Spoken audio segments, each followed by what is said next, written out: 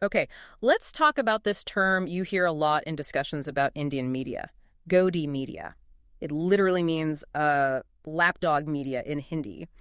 It's a phrase that Indian journalist Ravish Kumar started using, wasn't it, around 2018? That's right. Ravish Kumar coined it. And today we're going to dig into what it actually signifies.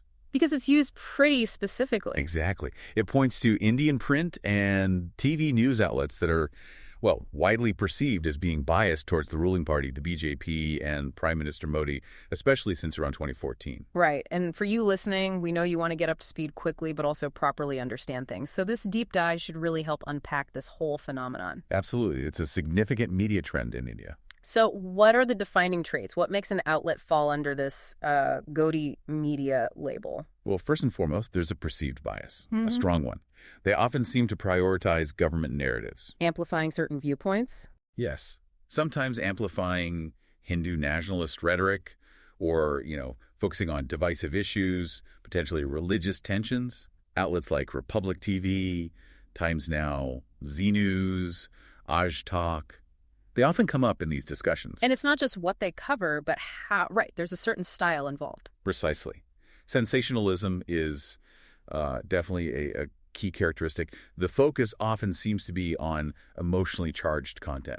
Less on, say, government accountability. Often, yes. Yeah. Less scrutiny, more emotion. Think about the coverage during the 2019 elections or even the COVID-19 pandemic. Those are frequently cited examples. Okay, but here's something interesting. You'd think this strong alignment would maybe come with financial rewards, but the picture's a bit more complex. It really is. If you look at the numbers, overall revenue for many of these big media houses didn't grow much between 2014 and 2023. Pretty stagnant, actually. Stagnant revenue. And what about profits? Profits actually went down significantly in some cases, which does make you wonder. Yeah, it suggests the motives might be more than just chasing profits, doesn't it? It does. It points towards maybe political pressures, or perhaps a genuine ideological alignment between the outlets and the ruling party. Which naturally leads to the question of public perception. How is all of this viewed? Well, if you look online, on platforms like X or just general public sentiment, there's definitely a noticeable level of distrust towards these specific outlets. People see them as propaganda tools. Some certainly do. There's a feeling they might be diverting attention from, really critical issues facing the country, and you see people turning to alternatives. You mentioned Ravish Kumar coined the term around 2018, but what really pushed it into mainstream use? Were there specific events? Yeah, it really gained traction during major protests. Think about the Citizenship Amendment Act, the CAA protests. Right, and the farmers' protests, too. Exactly, the farmers' protests in 2021.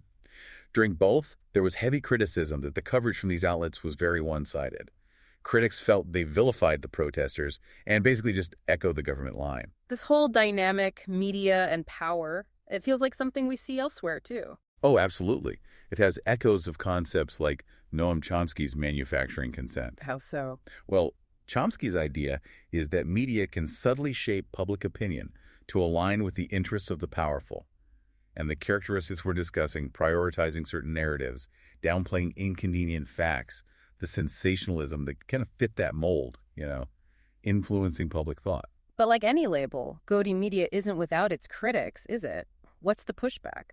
A key counter-argument you hear is that sometimes supporters of opposition parties might use the term too broadly. As a way to just dismiss any media that leans pro-BJP? Potentially, yes. Yeah. The argument is that it can be used as a blanket dismissal, maybe ignoring biases that might exist elsewhere in the media landscape. Fair enough. Can you give us a couple of concrete examples of reporting that really drew this Godi media criticism, specific instances? Sure. One often mentioned is the 2016 JNU sedition controversy. There were allegations that some channels used manipulated video footage. That caused a huge uproar. It did. And then there's the coining and promotion of terms like gaming jihad by channels including Republic TV, Z News, and Aaj Talk. Critics saw that as deliberately stoking communal tensions. So, fast forward to now. What's the current vibe around these outlets? Are things changing? Well, it's interesting. If you look at recent discussions, say on X again, there are suggestions that viewership for some of these established TV channels might be dipping. And people are going elsewhere. It seems so. More people appear to be turning to YouTube channels, independent news websites, digital platforms for their news. And the recent election results. With a stronger opposition now. That's the big question, isn't it? The 2024 election results might push these outlets to adjust their approach somewhat, But you also have to consider that some prominent anchors might have strong personal ideological leanings that won't just disappear overnight. So we'll have to see. Okay, so to wrap it up, Godi media is essentially a critical term for news outlets in India perceived as being subservient to the BJP government. It highlights this ongoing, really important debate about journalistic independence there. Exactly. And it leaves us, and you listening, with a bigger thought, really. Mhm.